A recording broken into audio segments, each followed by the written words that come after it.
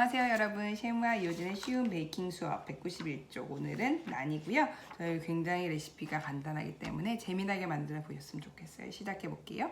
저희 강약분 위에다가 약간의 소금, 약간의 설탕, 약간의 인스턴트 드라이스트를 넣고요. 이거는 사용하기 직전까지 밀봉 냉동이고요. 이렇게 해서 잘 섞으신 뒤에 물을 넣고 날가루가 안 보일 때까지 이제 섞을 거예요. 섞어가지고 저희 매번 하는 20분 손반죽 있죠? 그거를 할 거라서 점차적으로 보여드릴게요. 손반죽을 하는 방법은 제가 소세지빵 이런 데 자세하게 실어놨기 때문에 봐주셔도 좋을 것 같아요. 그냥 이렇게 해서 한 덩이로 뭉쳐졌다 싶으시면 이제 작업대에다가 꺼내고 치대면서 작업을 해보도록 하겠습니다. 사실 날가루가 이렇게 안 뭉쳐진 상태에서 여기 꺼내면 굉장히 일이 많아지잖아요. 그래서 언제나 한 덩이로 뭉쳐진 뒤에 작업대에 꺼내주세요. 반죽 자체는 덧가루를 뿌리거나 이럴 필요도 없이 굉장히 다루기 쉬운 반죽이고요.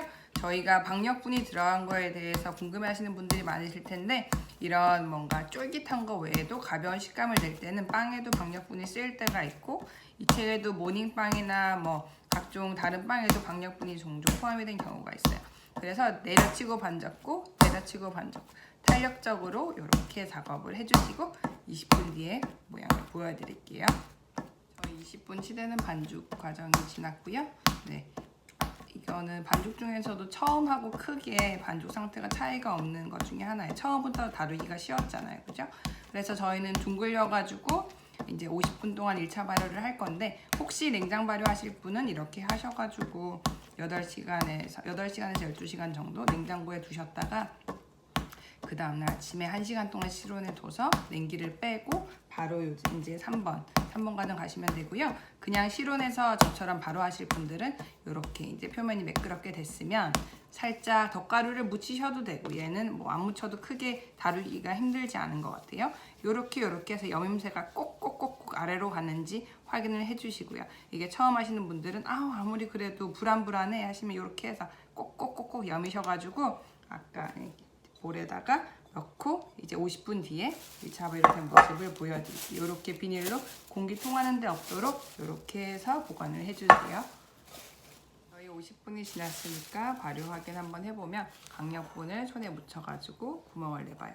구멍이 그대로 있기 때문에 이제 덩이를 나눠가지고 휴지를 시킬 건데 휴지를 이렇게 15분 하시고 나시면 훨씬 더 반죽 다루기가 쉬워지실 거예요. 지금 상태에서 하시는 것보다 반죽을 안정적으로 이제 저희가 나는 4개를 구울 거니까 이렇게 해서 각자의 길을 갈 애들이죠. 이렇게 해서 저희가 2개는 여기 옆에 빌려 덮어두고 2개를 이런 식으로 지금 세모지게 있지만 이렇게 접고 둥글리기를 의외로 어려워하시는 분이 많으시더라고요.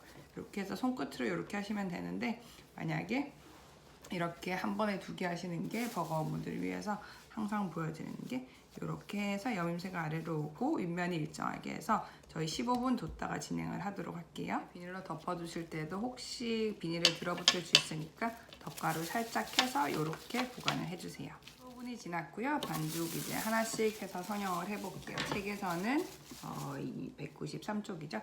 살짝 덧가루를 뿌려주셔야 저희가 여기 들어붙지 않고 작업을 할 수 있기 때문에 이렇게 해서 최대한 납작하게 한다고 생각을 해주시면 돼요. 제가 0.5cm라고 적었는데 할 수 있는 최대한 납작하게 저희가 나는 납작한 맛으로 먹는 거잖아요, 그죠?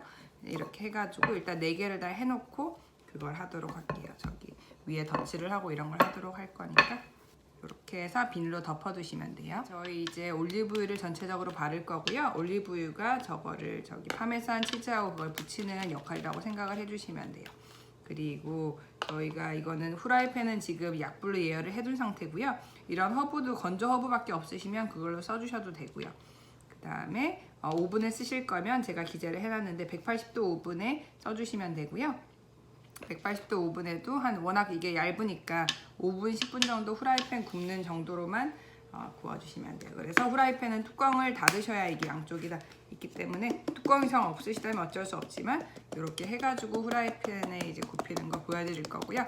후라이팬에 굽는 과정에서 이 허브가 떨어질 수가 있겠지만 그래도 풍미는 남아있기 때문에 이렇게 해서 굽도록 할 거예요.